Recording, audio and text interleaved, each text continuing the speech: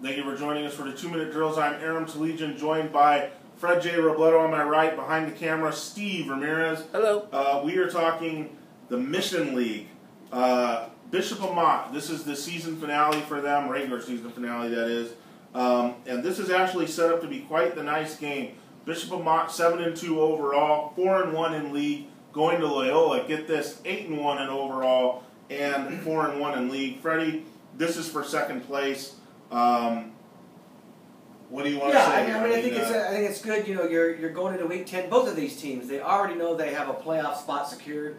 Those are pretty much already being established. Sarah's going to win the league title no matter what they do in week 10. So it really comes down to this game, and there's a lot at stake because the loser, and we've talked about this before, the loser finishing third, that means a guaranteed game in the road against a league champion or probably a pretty decent second place team, which in the Pac-5 is a dangerous road to play if you're trying to win a championship and you have aspirations to, and Amat has aspirations to. And look, Loyola has had a super great season. I don't think a lot of people expected them to be this good. If you look at the rankings going to the final week, Bishop Amat is 6, Loyola is 8, and Loyola coming off that Notre Dame spanking, 45-14, Aram. I really think, I was looking at CalPreps too, if you look at the predicted score there, the computer crunchers, I think Amat's an 8-point favorite. This game is going to be on Fox this week, so it's televised. So I really think, you know, you've got a game. I think it's a game that Amat needs to win going into the playoffs. Really, if you're going to feel like you have any shot at winning the whole thing, you need to feel good about yourself. I think this is what they need because they haven't won a game that people expected them to lose. You know, their two biggest games they lost, Alemany and Mater Dei. This is their next biggest. Sarah Mater Dei. This is their next biggest game. I don't think you want to go your league season 0-3 in your big games and 7-0 against the teams everyone expects you to crush. But this is not the toss-up game that Mater Dei and Sarah were per se. This is Loyola, and you know, like you said, CalPreps has Amat. I double it for my own personal line. Yeah. So, I mean, this is a game that Bishop Amat is expected to win. Yeah, Loyola looks cute on paper, but, you know, the fact is that, you know, when you look at the common opponents and you look at, you know, how Amat did against, you know, the same teams, you know, Loyola, it doesn't seem, I mean, for a little while they were competitive with Sarah, but, you know, Bishop Amat was going to win that game until just an incredible play or two by Khalil Tate. That shows you the gap here, and I was at this game last year, and, you know, Loyola has basically, you know, their studs back from last year, and Amat has their studs back from last year, and, you know, athlete for athlete, Amat is just a much better team, in my opinion. And so, I don't know. I don't see this game as close. I think, you know, maybe Loyola at home on a Friday night in this kind of wild setting. We've heard expensive ticket prices. And all did you see someone had like a $500 ticket there showing you on, know, maybe because of that, you know, they come out and they play inspired and they have high energy and they bring out all the stuff. But, you know, when the game settles in, you know, Bishop Amat just has too many playmakers for this. And if you're being honest with yourself about Bishop Amat, look, they're 7-2. 2 games they lost were so winnable. The Mater Dei game in week 1. The game they lost to Sarah. I mean, they are a few points. It's 6 points. Yeah, from being 9-0, and they blew everybody else out.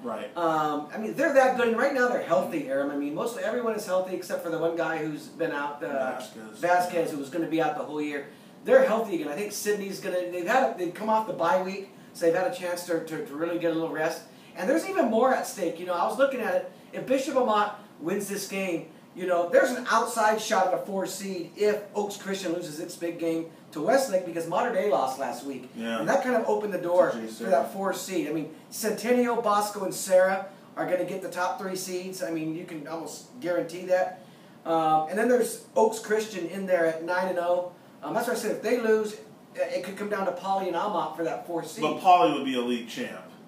I don't know if that's not ever been the deciding factor. If there's a better second place team, they've gone with it. And you look, I mean, but Poly's 2 losses, let's be fair, Gorman and De La Salle. So I mean, their schedule strength is up there. But there's a shot, and I think finishing second. If I'm Bishop Amat, I wouldn't want a home game. To be honest with you, I would want a road game in that week 1, because you want the home game in week 2 against the seed. That's a good point. Yeah, I mean Freddie's right. I mean this right now is all about posturing for the best possible playoff spot. Stevie, I mean you have any thoughts on this? Well, I mean, this is we talked last week. The easiest I'll tell you what. I will almost guarantee you. Let's say I might finish the second, beats Loyola, and then you can finish your thoughts, Steve. I almost guarantee you, you're going to have Centennial, Bosco, and Sarah as the top 3 seeds. Yeah. Those are the top 3. Now that 4 seed, if it's Oaks Christian or Poly, that's the bracket they're going to put Bishop Amat into. I don't think because Bishop Amat is going to be ranked 5th or 6th.